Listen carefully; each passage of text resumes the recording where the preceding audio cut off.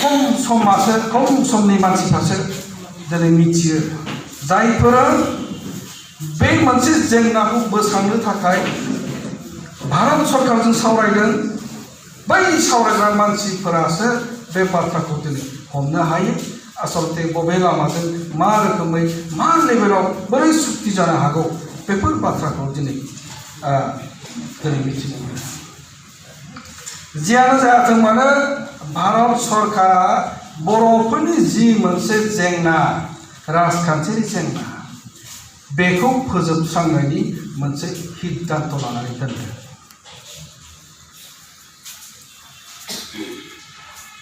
भारत सरकारनि लेभेलाव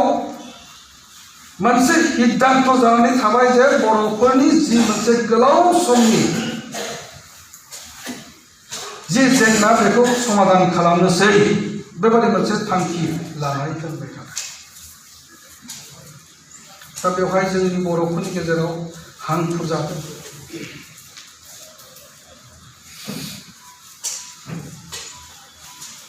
दिनै सरकारा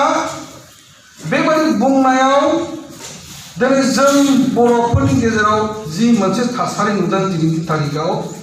बे थासारिया जों गासैबो एनालाइज खालामनो हादों बर'फोरनि दानि बे समाव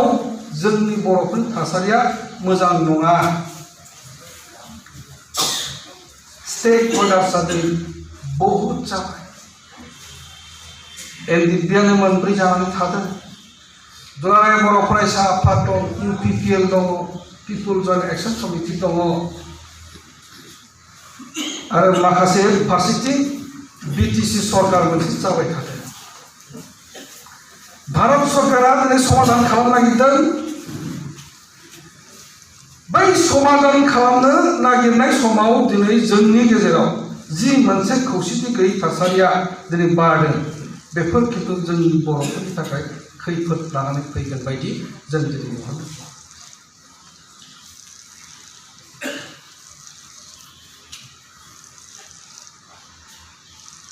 बे मोनसे इस्युखौ जोंनि दल संगठनफ्रा दिनै बोबथिंबाय थानाय जादों जोंजोंसो जानांगौ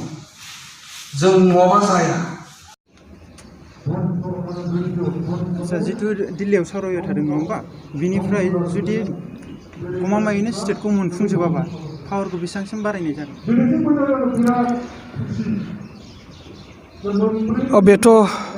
बेथ' नंगौ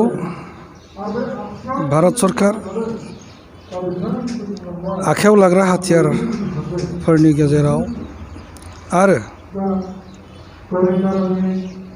गुबुन गुबुन दल संगठनफोरनि गेजेराव बर'फोरनि मोनसे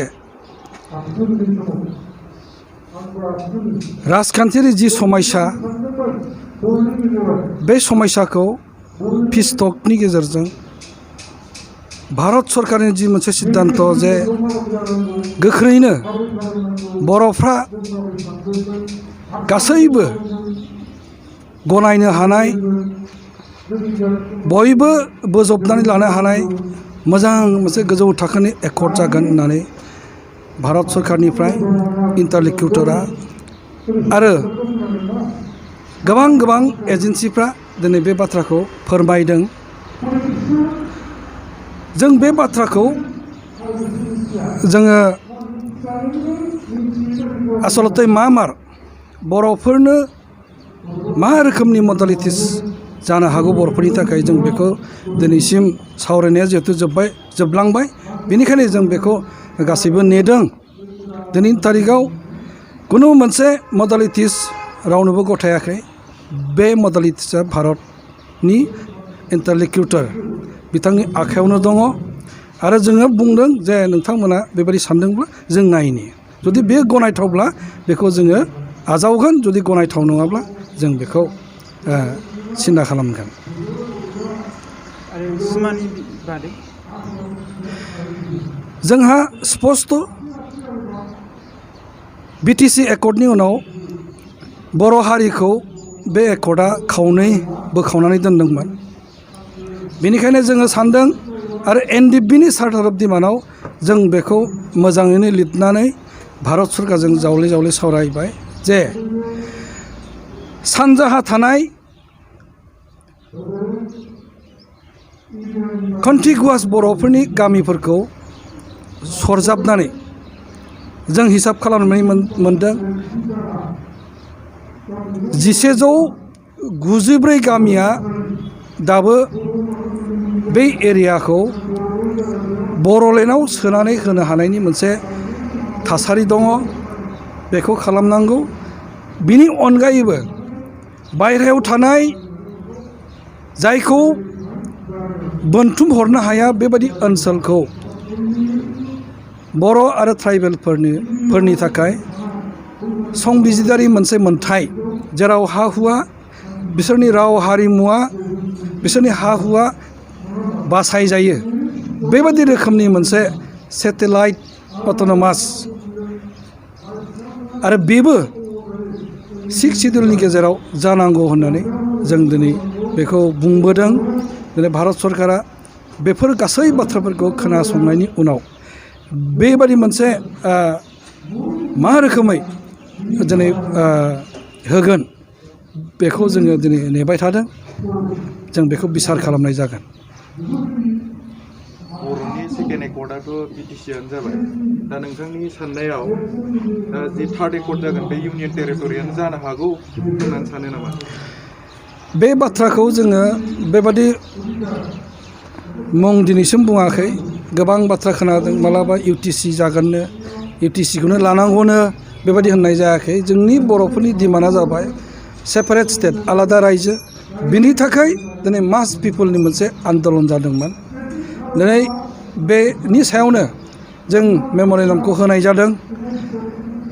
दा भारत सरकारा बै सेपारेट स्टेटनि बाथ्राखौ दिनै बिथाङा बारे बारे बुंदों जे